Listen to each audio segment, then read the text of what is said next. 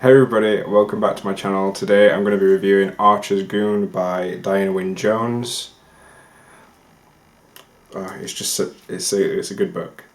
Yeah. Growing up I didn't read a lot. Just FYI, I didn't read much at all because I didn't realise reading could be interesting because the books that they were forcing me to read at school I just didn't really connect with. Loved Harry Potter. I think this was like the first book that I found after Harry Potter because my cousin kept telling me about it and she said that she'd seen it on TV as a child and she kept going on about this book but she never told me what it was called, and she kept saying she'd buy it for me one day, and like a few years later she did, and I just like devoured it and I loved it. And I think this is the second time I've read it fully from start to finish since then, so I've not read it since I was like probably like 14, 15. So yeah, we're gonna discuss the book, and I guess this might be a long one because I really do love this book and I really enjoyed rereading it. So I'm going to start off with a blurb in case you've never heard of it. A hugely imaginative and magical novel from the godmother of British fantasy, Diane Wynne Jones, may she rest in peace. When Howard Sykes comes home from school and finds the enormous Goon in his kitchen, his life turns upside down. The Goon has come to demand the 2,000 words of nonsense that Howard's father allegedly owes a mysterious figure named Archer. As Howard unravels the truth, he uncovers that their town is run by 7 megalomaniac, I'm not sure if I said that right, megalomaniac wizards, each desperate to rule the world, and each convinced that his father's words are the key. Can Howard find the way to stop the wizards before they wreak chaos? It's a good book. It's a really good book. So I'm going to talk a little bit about the characters first. That's the premise of the story. Then I'm going to go into the plot and the setting as well, and then I'm going to go full spoilers because there is a lot of spoilers for this book. And I really, really do love this book, and I urge you to read it before you go into the spoiler section. So if you come back and you have read it, or if you've read it in the past, feel free to discuss. But please, like, if you're going to mention spoilers in the comments, like, give people warning and like do the thing where you like nudge it down so people can't read it straight away. So our main character is Howard, who I think is, I suppose, a little bit bland, but not in a bad way, but he's very likable. He's just like a very normal teenager. I guess he's about 12, 13, or he's about to be a teenager. He's just like quite a normal boy. And overall, this book, I would say, is like about family and just commenting. I think the most that I took from it this time is like it's a lot about family and commenting on different types of families, how kids are brought up, how people can be different, how like siblings interact. And I feel like Howard's a very normal boy and he's just very likable, but I think he's a bit bland in the sense of there's so much going on in the plot and you're seeing everything through his eyes. He's not got like a huge personality to like dislike or love, I don't think anyway, but it's not in an offensive, boring way. Like, it's not just kind of like one of those books, I can't remember the word, where you like insert character insert, where you like insert yourself and you like want to be like them. The story is just so interesting and the people around him are just so interesting and cool. I would say he's like kind of a calming neutral. Howard lives with his mum and dad and his little sister called Awful, and well, nicknamed Awful, I forgot her real name, and his dad's a writer and his mum's a teacher as well, and he's quite a typical, I guess, British boy from that time. It was kind of like set in the 90s, and his one thing that he really loves is like spaceships and designing spaceships and thinking about gadgets and technology and stuff.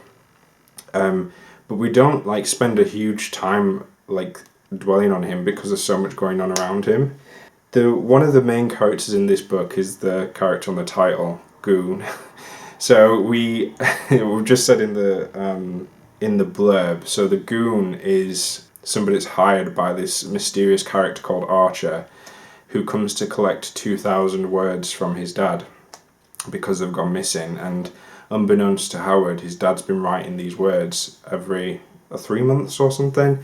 And they've gone missing, and because they've gone missing for the first time in like years, I think it's like 13 years, the Goon is sent to kind of like bully them into getting the words back. The Goon is such an interesting character. He's probably like my second favourite character in the book.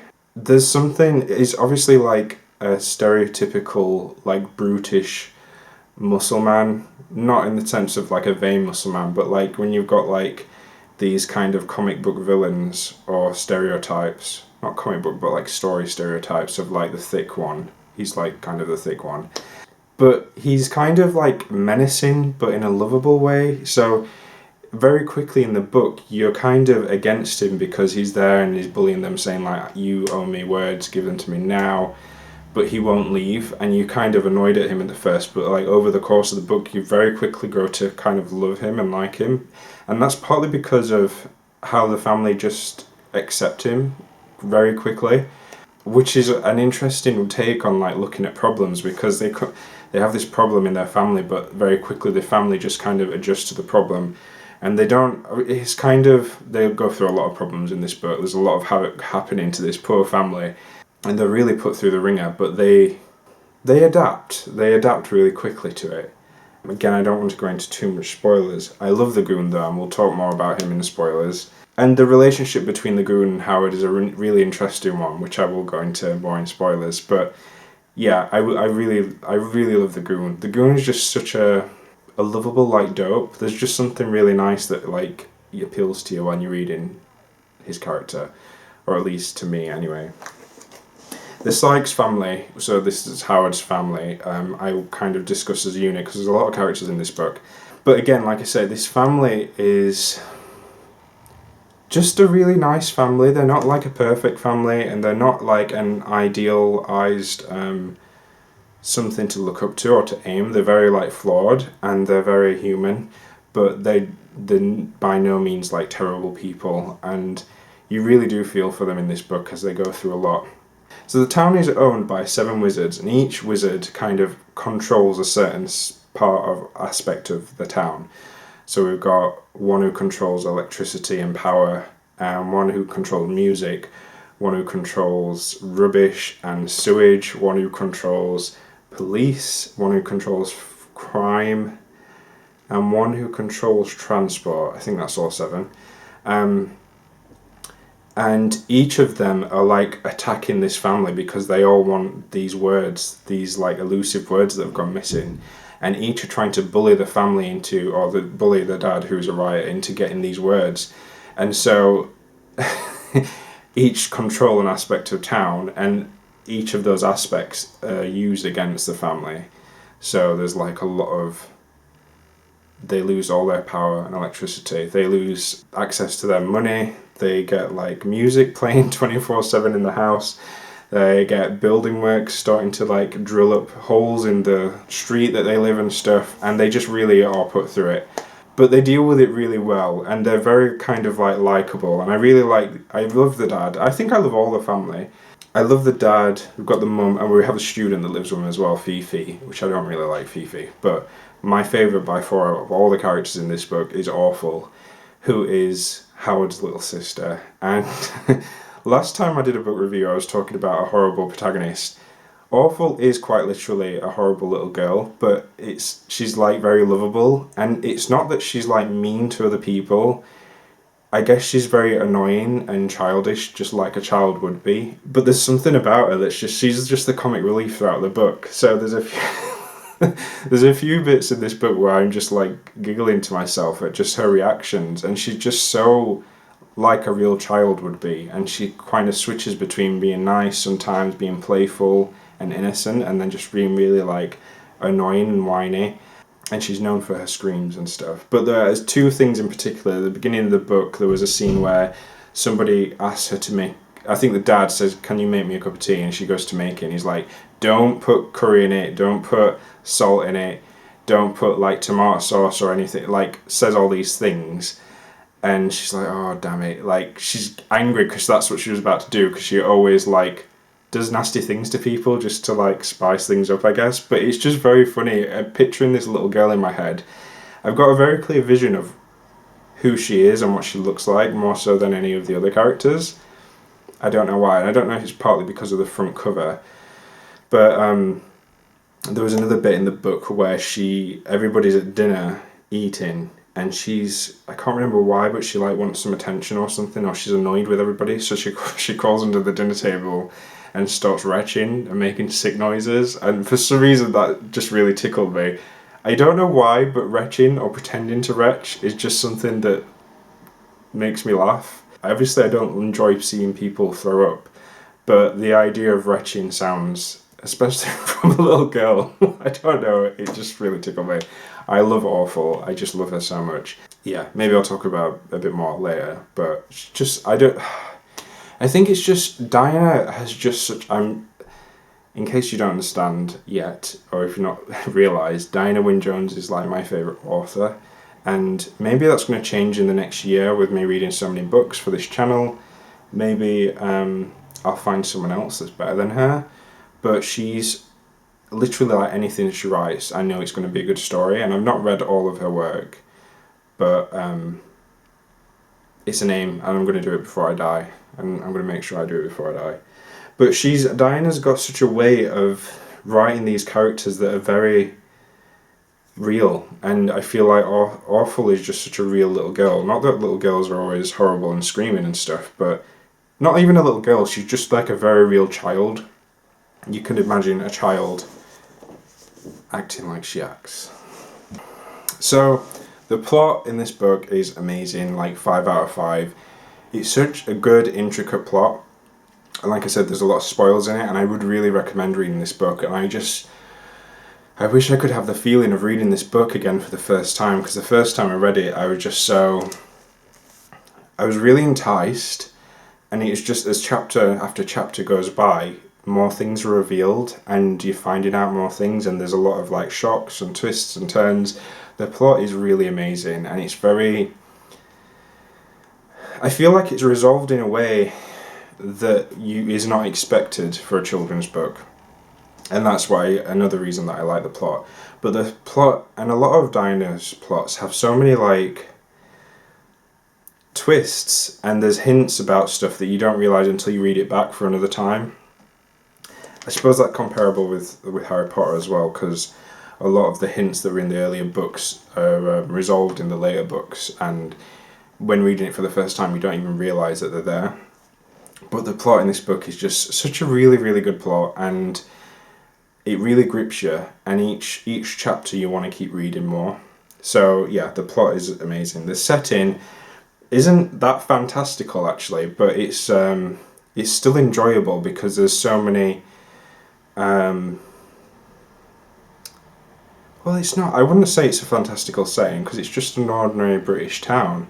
There's something nostalgic about it to me, which I find quite comforting, because it reminds me of like growing up. I guess I can't remember I don't know when this book was published, but I kind of associate with late 80s, early 90s, and a time before technology and social media and stuff and internet, and there's just something about the way the language is in this book as well that's very quite old-fashioned that you wouldn't see in a modern book, and I really find that comforting as well. I really do like the setting of this plain town, but underneath, obviously I mentioned the wizards, you get to meet each of the wizards one by one, and each of them lives in a very interesting place and very different to the norm, but it's not even in the sense of, I mean, you would assume wizards in a children's book and you'd visit a wizard's house that it would be like in the forest or surrounded by fairies or something. And the way this book is written, I would argue almost that they're not even wizards. It's kind of hinted as like they're just different ascended beings, but it's never really explained where these wizards come from or who they are. That's another thing that I like about her books, is just the hint of something, and I like not always having my hand held, because it keeps me guessing and it keeps me speculating, and to this day, like, I still think, oh, like, who were these wizards, like, where are they from, how come they're here in this town and stuff. There's so much hinted to, but yeah, the settings of their houses are so different and out of the box. I really love that, because I think it'd be very easy to write a story about wizards and do stereotypical things, like the last book I reviewed, House at the Edge of Magic, having a crazy house that has a mind of its own. Like, these wizards don't live in that kind of world, and it's a nice blend of like normal with just like a hint of fantastical, and I think that's the whole of the book is like it's pretty normal but with just like hints here and there, and I like it because it's different. I wouldn't think I would like it on paper, but I do like it in this setting because it's not like any other book about wizards I've read, I don't think. I would strongly suggest reading this book. I'm about to go into spoilers, so if you have read the book, you're welcome to discuss with me and stick around. But if not, please just go and get this book and just give it a read, and I'm pretty sure you won't be disappointed. It's a very hidden gem. If you don't want to read the book, watch the series on YouTube. They made a series based on it for the BBC.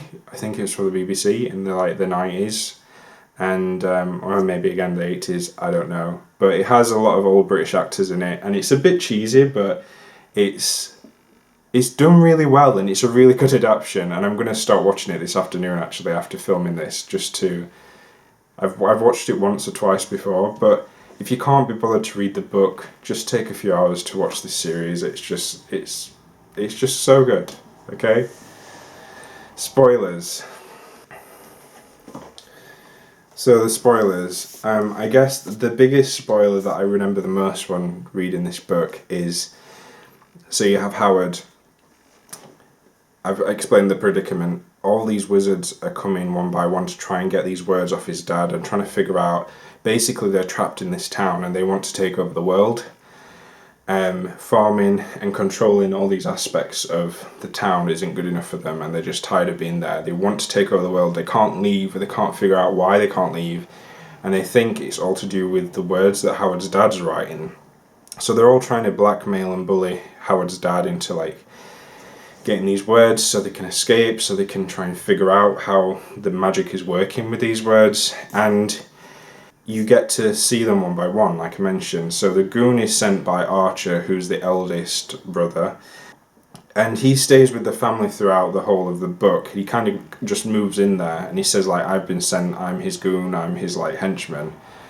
Give the words to me, I'll give them to him. And you just accept that's the truth. And then throughout the whole of the book, you're meeting the brothers and sisters one by one, and then you get to the second to last one, and it's revealed that the whole time it's been the Goon. He's been I'm not sure the order of the age, but he's basically the sixth one to be revealed. And it was just a huge twist that I never saw coming. Of course, I was a child when I read it, but it's just such a really good twist. And then the second twist that I love that's amazing that I really didn't get the first time round, and I think it's well hidden, is that Howard is the seventh sibling. And throughout the whole of the book you're meeting these siblings and learning bits about them and their names and stuff and what they do, and they're all talking about each other. They don't all get along with each other. A lot of them don't talk to each other. And you just assume the last sibling that they're trying to find is just like one of the others, the same. And he himself is the last sibling, and nobody realises as well, except for the Goon, whose real name is Erskine. So we have these 7 siblings, these wizards, which again I feel like it's almost kind of worded or hinted like they're aliens, or like just another species. They say like, oh, we came to this town, and we divided the economy between us, and the plan was always just to like do that and move on.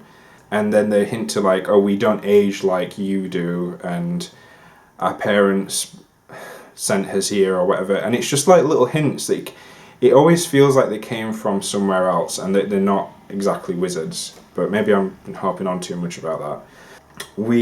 So all the siblings. So I think the first one that you meet is Dillian, and forgive me, I'm saying these names wrong. So Dillian is probably used to be like one of my favorites. She's like very much, she's very like a beautiful enchantress. She's blonde and she wears these beautiful ball gowns, and she lives in like a small palace. And all these siblings are very rich and stuff because they just kind of abuse their power to take money where they need to because they're all magical. Dillian is very sweet and very much uses her sweetness and her posterior is it posterior?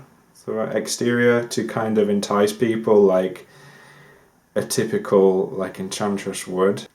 And we have the scene where they go to her house at first because she's the one that's stolen the words first off to kick off all this drama. And while she's there, she's kind of whining and dining them, feeding them food, and they're kind of forgetting why they're there and stuff, which is kind of a trope of Diana Wynne Jones's books, which I absolutely love, because the way she talks about magic is very outside the box. And I'm hoping that she's starting to get a due now, because I feel a lot of people don't appreciate how amazing of an author she was. Maybe they didn't appreciate while she was alive. And anytime I mention her name to anyone, they don't even know who she is. And I say, oh, she did Howl's Moving Castle. And most people do know Howl's Moving Castle is a Ghibli movie. But even then, I feel like the general public who even do read children's books don't really know about her. But one thing I would say about Cressida Cowell, who I do love, I keep seeing interviews with her, and she keeps always...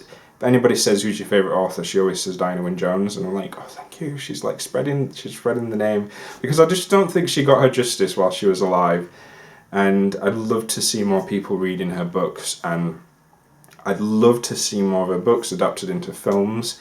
I'm part of the Diana Wynne Jones Appreciation Society on Facebook. It's a small Facebook group of just like people who love her books, but. Sorry, I'm going on a rant now. But she's got like a theme in her books where the way she talks about magic is like almost like words having power, which is a true thing in life, which I find really interesting. And there's a scene in this book where it's almost like a character is talking, and it's kind of the more that they're talking, it's working the magic on like kind of brainwashing the other person. And that's something that I've seen in a few other books, and I just love how she words it and describes it. It's very different, and it's very like not clear cut, and I can't explain it. I should have like written down an example. But Dillian is one of these people, and she's the first person we meet. She's okay. I want to kind of rank the siblings, but I don't think I have a favourite or like a least favourite. They're just all really cool, and they're all very different. We meet Archer next, who's again in the title of the book. He's kind of like, he owns technology and power, and he's very rich again. His kind of domain or house is like a weird like technological plant where it's got loads of gadgets and gizmos and stuff, and when he's introduced to us we see him like in overalls, but he's very much kind of charming and kind of charms his way into people's lives or to getting what they want from people. I get the impression he's quite handsome. And then we have Torquil, who I feel is like coded gay. He's very flamboyant, dresses up as different things, loves dressing up. We first see him in like a huge turban and like Arabian Night type garb.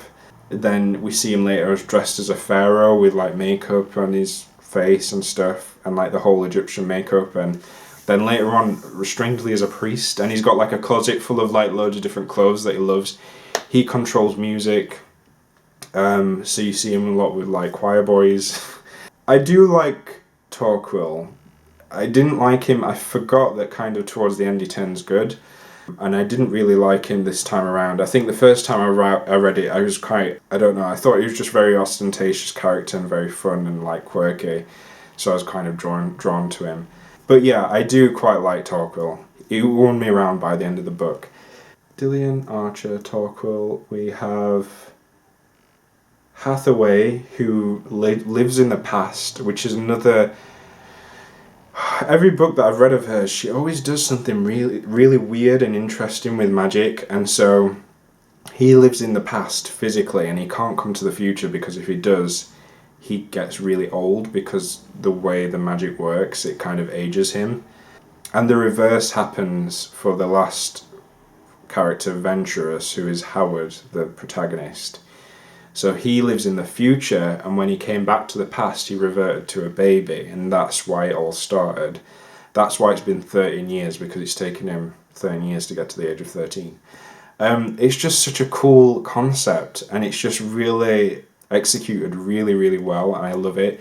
So they visit Hathaway, who is literally in the past, and to get to him, you have to go through a museum, because Where else would somebody in the past live?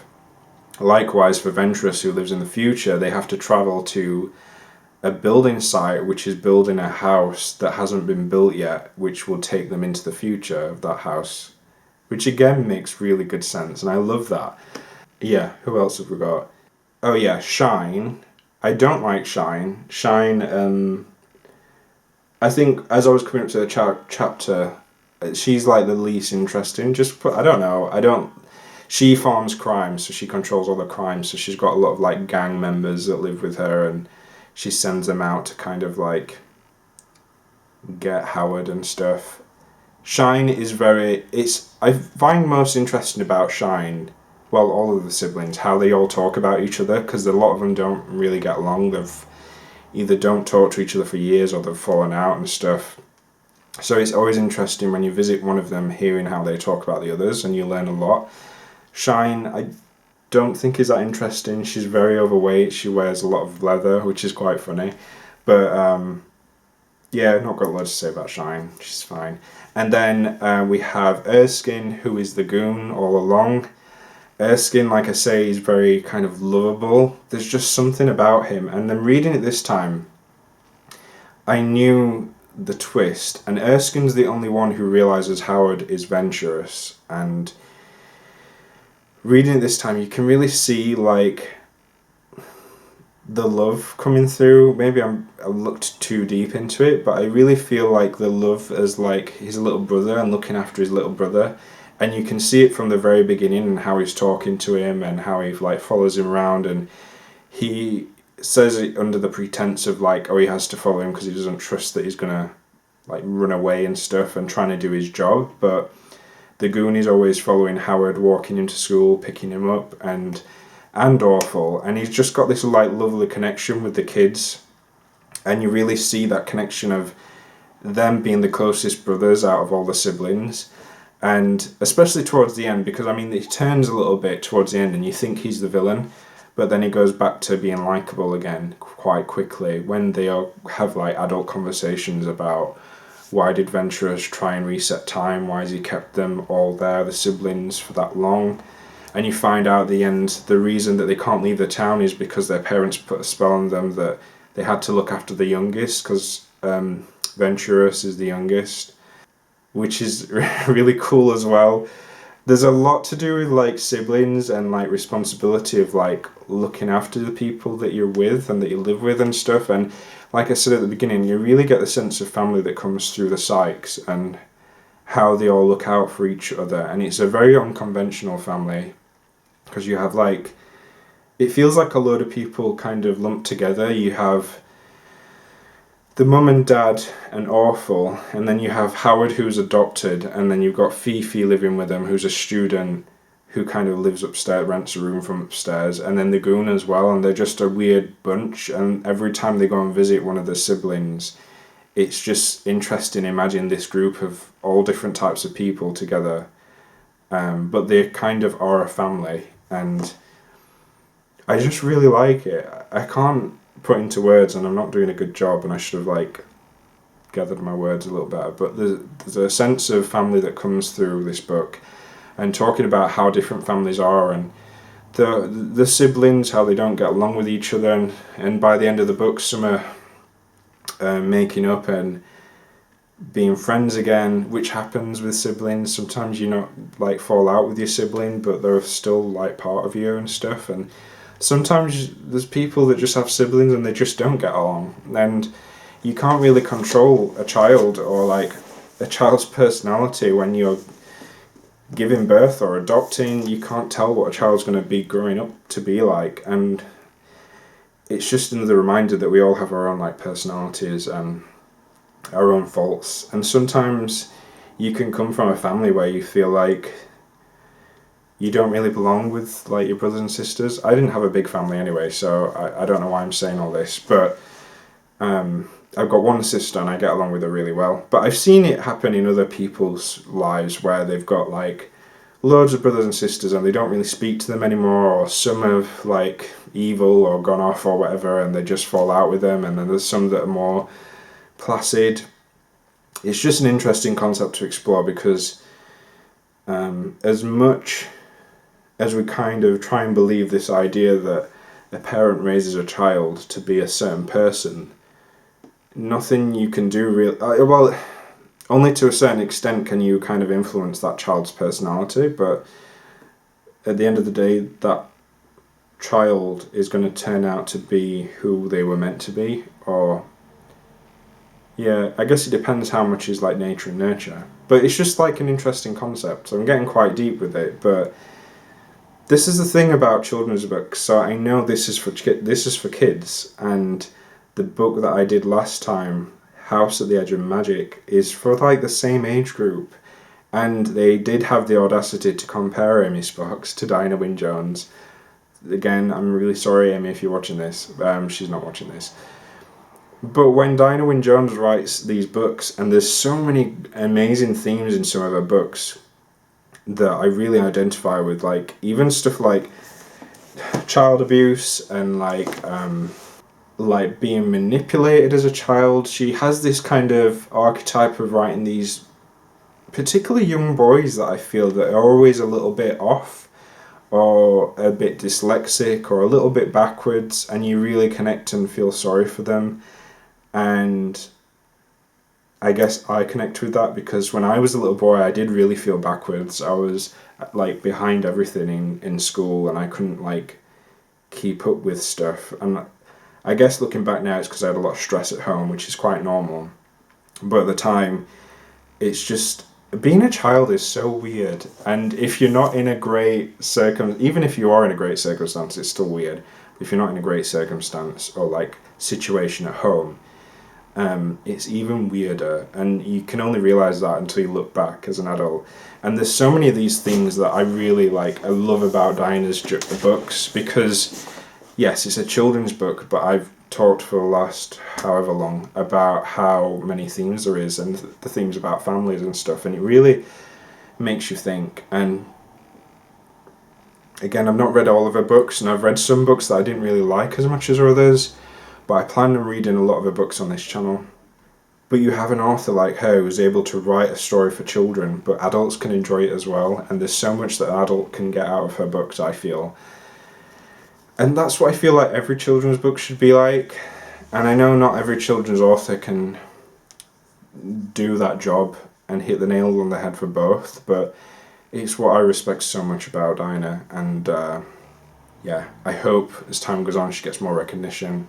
I would love to see more of her books adapted into films, because Howl's Moving Castle is a good film, but only half of it is like what her book is about, and the rest of it is what Miyazaki wanted to do, and it's kind of very diluted from what it should have been or what it could have been. And yeah, I would like to see some of her other books adapted, and I wouldn't mind seeing this adapted again, although the BBC thing is really good, so I would recommend watching that.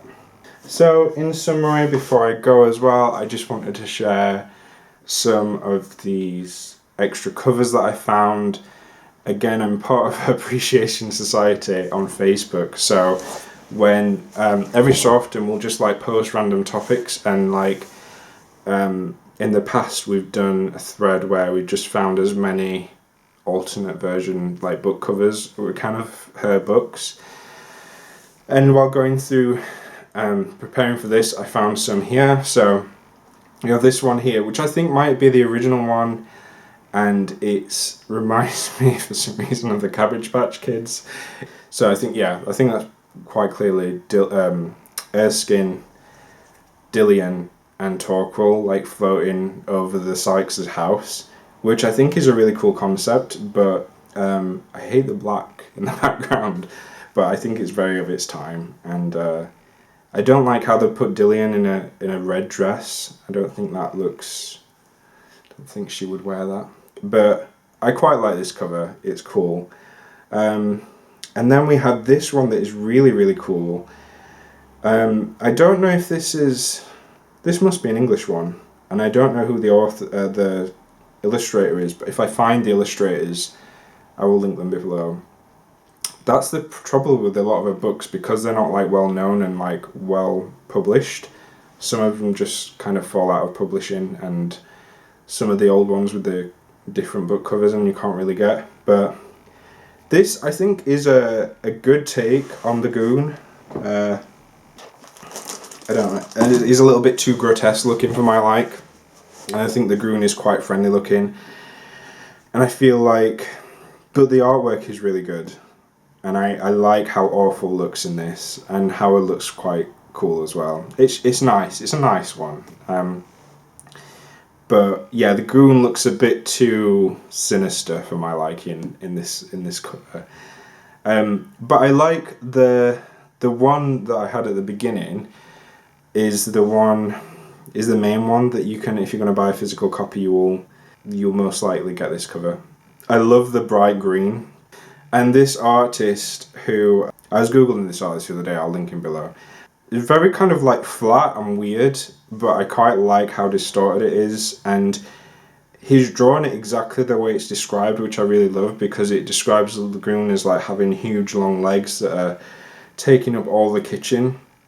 And like as you get to the top of his head's a lot smaller. But I think the friendliness of the Goon is coming out of this picture.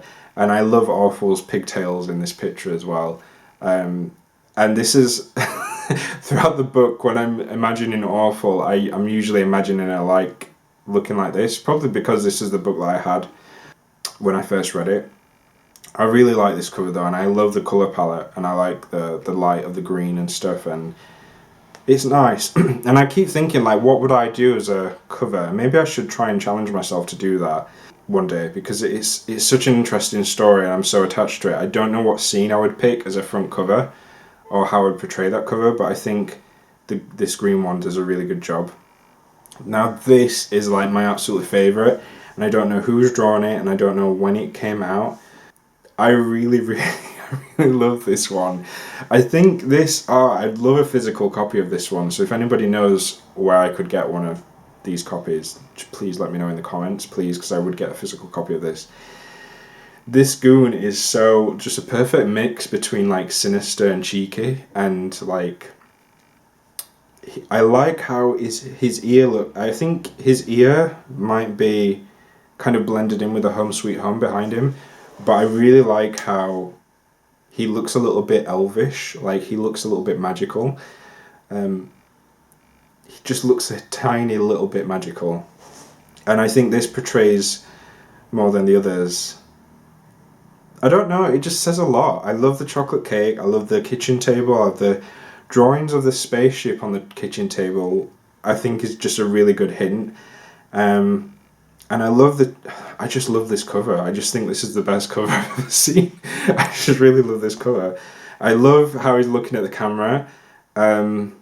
I do I'm gonna go there. I find him quite attractive in this cover, which I don't know, it's just really like a good mix of everything. I just really love this cover. I'm really gonna have to find this illustrator. It's gonna take me a while, but I'm really gonna have to find this illustrator. Sorry, I'm looking on my phone as I'm talking about it. Yeah, I just wanted to mention these other covers, and probably I'm going to do other covers when I get to doing more of the books, because especially in like, I want to say like Russia or like Poland or somewhere, there's some really, really amazing covers for her children's books. So actually I'm going to make a promise. Anytime I'm going to do a review of Dinah Wynne Jones' books, I'm going to try and post as many covers of that book in this review, kind of rate them, or at least comment on them, because I love illustration and I really want to blend the two. Obviously, you know what I'm about, so I love kind of talking about these book covers and thinking about what works and what doesn't. Yeah, I think that's everything. I wanted to talk about. Oh, I really love this book. It's just such a good book.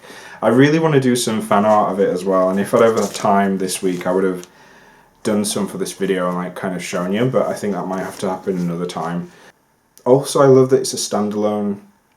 There's a lot of hints too about how it would end, how it ends, and what was going to happen in the future. But this book is just such a good book, and I hope if you've stayed this long, thank you so much. Thank you for listening to my ramblings. Hopefully you like the book as well. I will give this book a 4 out of 5 stars, because I know it's like high up there. I think a lot of it is nostalgia for me, but I think that some of her other books deserve 5 stars, and this isn't. Maybe is on par with some of her other books. Subscribe and stick around to see what I think of her other books. Actually, I'm going to do the next book. I'm going to do is Space Detectives, which is a new children's book that came out a few months ago. After that, I'm going to do Goon. I'm going to do Howl's Moving Castle, because I have the Folio Society edition, and this morning I literally ordered. They've made Castle in the Air, which is the sequel to Howl's Moving Castle, which I've never read. The Folio Society made an edition of that. If you don't know what this Folio Society is, stick around, because I will do an unboxing of the Castle in the Air book and I'll explain more about it. Anyway, thank you for staying with me this long. Please subscribe, because I am going to be putting these out regularly, and I really want to have discussions with people about children's books and what they think, and have adult discussions about it, because I really don't think children's books should just be for children. Thank you, and I'll see you next time. Bye.